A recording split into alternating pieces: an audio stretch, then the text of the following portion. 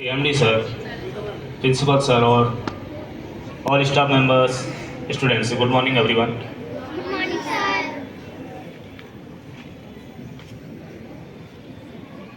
New session will be started, so new parliament body will be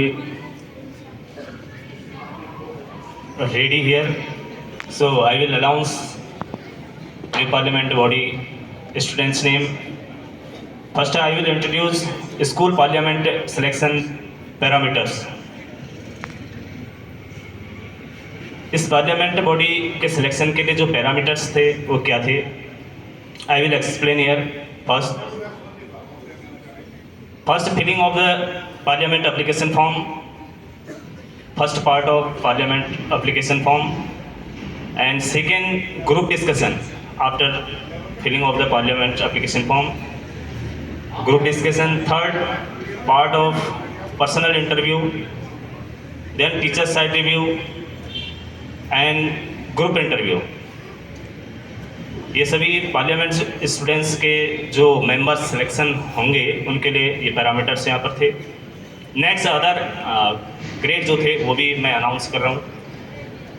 student attendance status for class 10th and 12th, 10th and 11th, how many days you are present,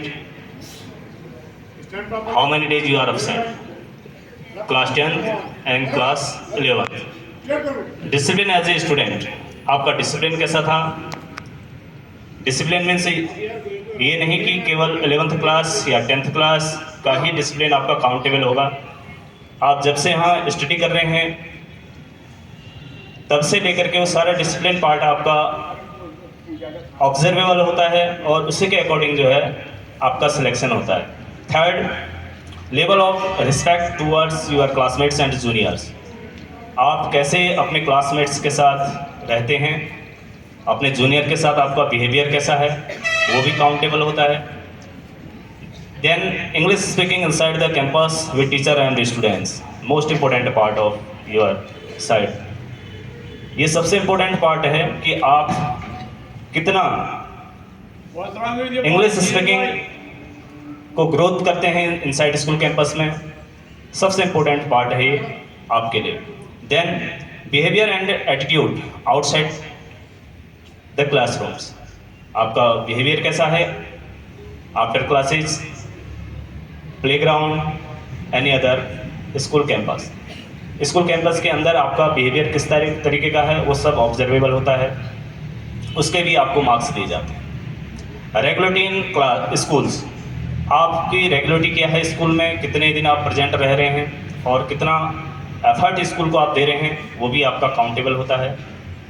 and regular fees pair और not, आपका fees का भी इसमें include है कि आप regular fees pair हैं या नहीं हैं, या फीस डिफॉल्टर लिस्ट में हैं, तब भी आपका सिलेक्शन इस पार्लियामेंट बॉडी में नहीं हो सकता.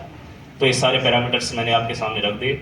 इसके बाद total number of students those are applying parliament application form, 44 students are applying but seats are limited, 22 seats are here total, means 22 students are out this parliament's body. तो इसमें से जो है केवल 44 स्टूडेंट्स जो पार्लियामेंट स्टूडेंट्स ने application form fill किया था उसमें से केवल 22 स्टूडेंट्स का सिलेक्शन होना है. और इस सारे ग्रेड के बाद ही उन बच्चों को सेलेक्ट किया गया है.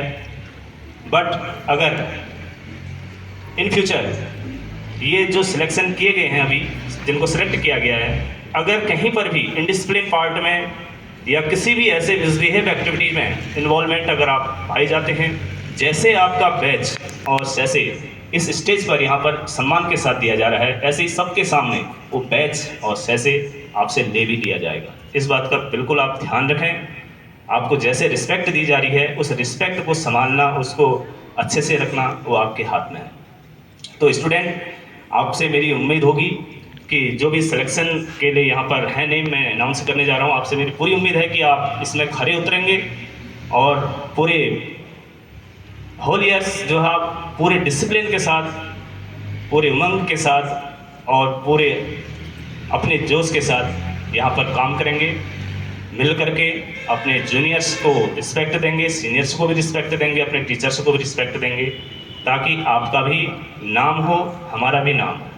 इसलिए मैं आपसे इस बात पर ज़्यादा फोकस करूँगा कि अगर आपके कहीं पर भी इंडिसिप्लिन पार्ट में पाए जाते हैं तो आपका बैच उसी दिन वापस ले लिया जाएगा। इस बात का विशेष ध्यान रखेंगे आप लोग।